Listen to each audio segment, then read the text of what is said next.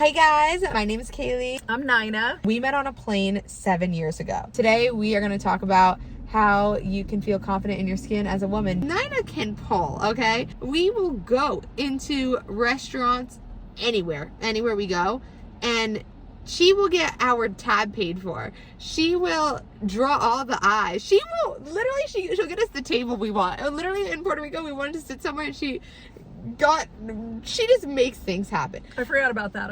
I kind of flirted with the host and it worked. I got us a good table. Everything she does works. You didn't have any insecurities growing up, did you? Oh yeah. Oh, you did? I did, yeah. It's totally normal. Like, I remember looking back, I had a perfect body when I was in my early 20s, and our brains go to look for the imperfections, and there's not even really any there. When there aren't any there, right, your brain will still find a perceived imperfection. It's the way we're wired. So yes, and looking back, God, I wish I hadn't done that to myself, and I had enjoyed every moment of what I had. There's really no such thing as imperfections. There's really no such thing as perfection either. I think we're all beautiful creatures, and we all have something unique and different and valuable to show. Society gives us these preconceived notions of what perfection is. My idea could be different than your idea. Does that make sense? Yeah, it was funny. I was showing Nina someone the other day who I had never just considered oh, she's so beautiful. But I showed you her and you were like, wow, she's so beautiful. And I was like, wow, she is. And now when I look at her, I'm like, wow, she's so pretty. And it really is the beauty is a choice to see it, whether it's within yourself or in someone else. Yeah. And it's such a good feeling to find it within someone. They're just like, oh, you're so cute. It's so fun to see it, but you have to make the choice to see it. Yes. And now you and I talk about this. Nowadays, you guys have the pressure that we didn't have. We didn't have the injectables, the filler. It wasn't, people that were in movies that were a big deal had thin lips or smaller breasts or normal noses. And if you watch movies from the 80s and the 90s, which were my time period growing up at your age, women's imperfections are what made them unique and made people like them and them stand out. And now I can always watch a clip from a TV show or a movie that's about to come out, and all of these girls are so perfectly done and they all look the same. And I can always go, oh, that show's gonna tank. Really? Yes, and I'm always right, because what makes people stand out are their imperfections and their unique characteristics, and we are losing that in our society. That's what I find really beautiful, is when I actually, no offense to all the people that like White Lotus right now, it's not really my favorite show, but there's a girl on there who has really outward bucked teeth. And everybody that watches it will go, oh, I know who she is. I don't know her name, so I apologize. But it kind of makes her cool and stand out. You don't forget her. She's the one character I remember because she's so cute from being imperfect. And I don't like the word imperfect or perfect. Like I said, we're all in this middle ground. But yeah.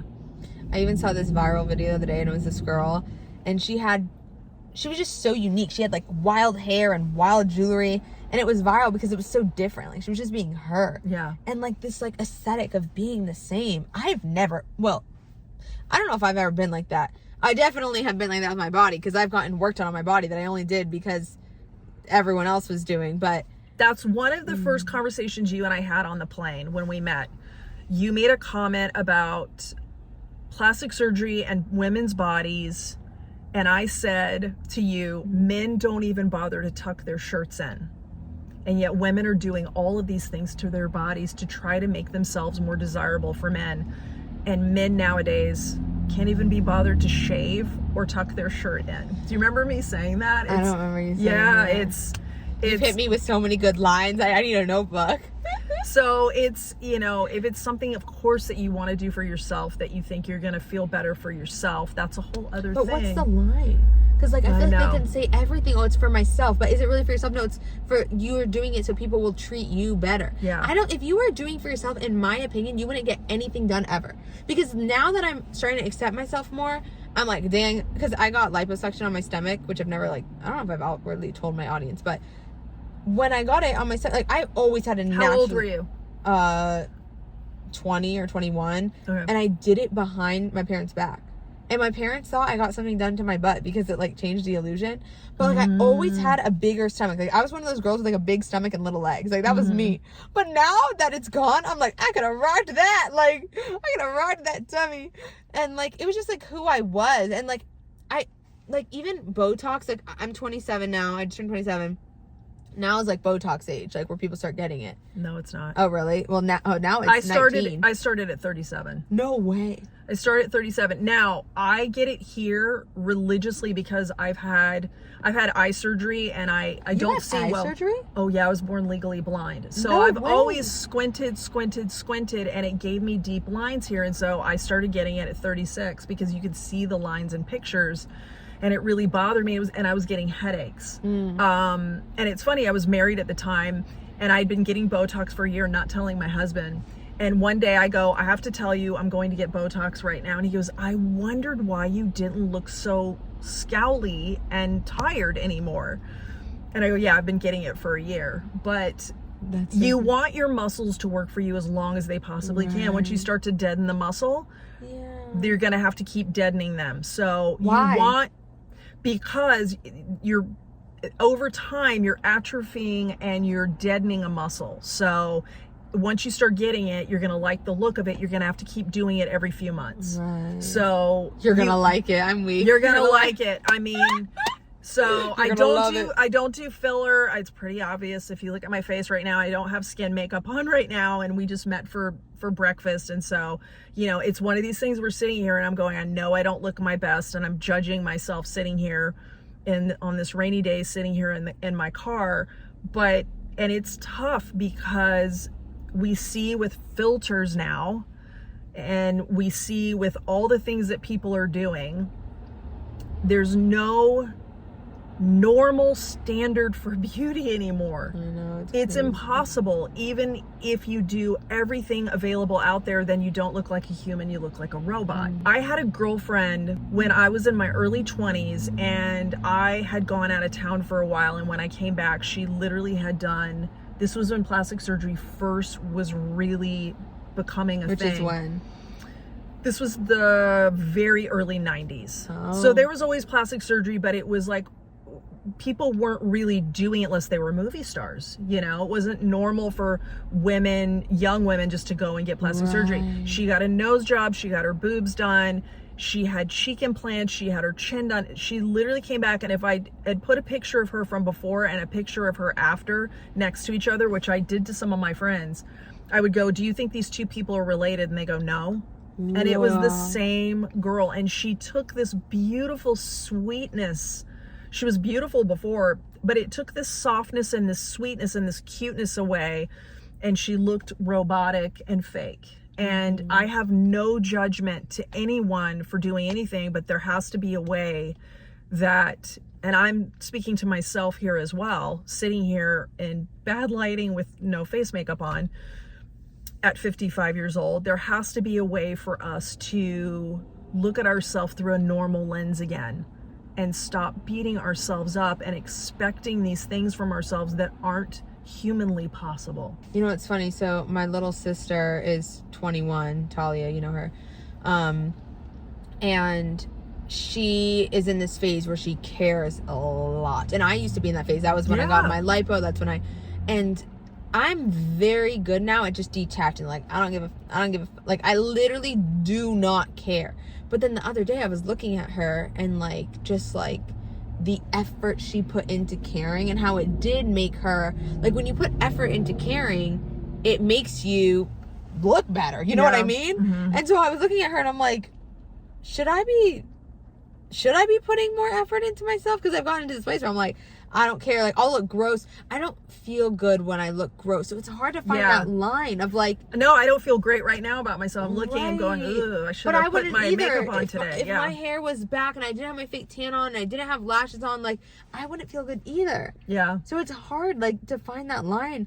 But also then there's the line of plastic surgery, which is a whole other line. Like, it's one thing, like, I'll feel better if I put my hair and makeup on and, like, take care of myself. And it's another, like, I need to go under the knife to feel good about myself. Which is how I used to feel. Literally, my life back in the day, all procedures. Like, all I did was look at procedures. Like, that was my life. And especially struggling with my weight, it was like my body too. Like, yeah, oof, like cool sculpting, like, oh, like I got all this like have you heard of Forma on the face? Oh, no. Some like face procedure, Okay. like laser. Actually, Talia is going to get one today, some expensive laser. But it's like, that's all I did. I just wanted to feel pretty. Right. And now I'm like, I don't give a crap. But then I'm like, my friend said to me, Talia is like the cool younger sister. And I'm like, that's because I don't care anymore. You know what I mean? But then I was thinking, I'm like, should I care still? Like, to like be like. I think we all care to an extent. It's just you care less. You care less. And for me, what's really important, and I think what shines through with me and why I get free meals and stuff is, and I think it's obvious because I don't look like a beauty queen right here by any means, it's that I'm showing up and connecting with people, and I'm showing who I am through my heart. And if your heart is in a good place and you're a good human being trying to connect with other people, I think it does make you more attractive. But Nina has a power. Literally, we were just talking to the girl checking us in. Nina has this woman crying, like in a beautiful way, in like a way of she felt loved and do you guys understand how insane that is to watch that? Like I'm gonna. I know, to me it's normal because it happens everywhere I go. But yeah, I went around the desk and hugged her, and she just started crying, and she just had said my mom hasn't been present or been seeing me lately. And I think I had this maternal thing with her that she needed in that moment. Yeah. And that's I think the power that I have that makes me attractive has nothing to do with per se how I look anymore, where when I was younger I was super attractive physically, but it's that somewhere along the line, somewhere in my 40s, I made that decision of what the most beautiful thing about me that I want it to be is my inside. Because looks are gonna fade, and we're all fighting this impossible battle that none of us can ever win. The one thing we all have in common is that we're all aging every day. And so how do we choose to look at it, and how do we choose to decide what's really important? It's like she and I were just having breakfast, and she's got a situation where someone's not respecting her time, and I said, the thing is, time is all we have. You know, time is our most valuable asset that we have, and especially as you get older and you become my age, you see how valuable that time is. So your perspective on things changes. And yeah, would I like to still look like I'd even take 44 again, because like I said, that was my time I felt my best. Of course, if I could snap my finger and look 44 again and have that power again. Honestly, looking back, I probably wasn't the most beautiful girl in the room when I was 44, but my attitude was phenomenal. But I don't think it has changed. Like literally, you're still like anything you want, you can get, because you connect with even that waiter guy. No one would even have the balls. Sorry, I couldn't find a better word. I like the word balls. Yeah. To just look someone in the eye and be like, she flirted with the waiter. But like, I put my hand on his arm.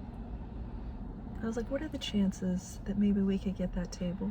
Like, and by the way, you look very handsome tonight. Yeah. Like, who has the confidence? People don't give a crap what you look like. People don't flirt anymore. You have to flirt. In life, you have to flirt, and it's a lost art form. And if you can do it, it really doesn't matter if you have your full face of makeup on, if you have tired, haggard eyes like I have today. It doesn't matter if you make somebody feel good and you're engaging with them and seeing them. And that's what flirting is. Flirting is engaging and seeing someone and being present with someone and putting a pep in your step. When you get flirted with, does it not make you feel like $1 million? Yeah, and it's funny, I was thinking about flirting. Whenever I'm open, I'm flirting. Yes. But it's so easy to be It comes across flirtatious. Yeah. And it's just being open, you know? That's all that is. And so much of us today in society, because everybody's on their freaking phones, you know, and not paying attention, it's people aren't open. So that's a huge thing. But yeah, I've gotten so much in my life given to me by just being present with somebody and looking at them and engaging with them and being a little flirty. It's there's nothing wrong with that. It's a good thing. I think this is all to say that if you're struggling with your beauty or feeling confident in your skin, to remember that if you're open and you connect with someone, you will be the prettiest person in the room, because you're showing what's actually prettier than any outside anyone can have, which is human connection and being authentic. So just remember, if you're feeling insecure or not, focus on connecting with people from the inside out. Take after Nina. Nina will be creating a YouTube channel soon, so you guys can watch her on how to flirt. Oh, I should teach classes on how to You flirt. need to. Yeah. No words to explain how good she is, but it really is. Like, if you really think about it, like, that is how you get what you want. Like, we think it's being pretty, but there's a deeper level to it, which is way deeper level. And that is what you are the master of. And that is how she makes everyone we come across love her and cry, and how we've been friends for 7 years. So we hope you guys love this video and enjoyed our girl talk. We love you so much. Love everybody. Be good to yourself. Love yourself. Amen. Bye, girls. Bye.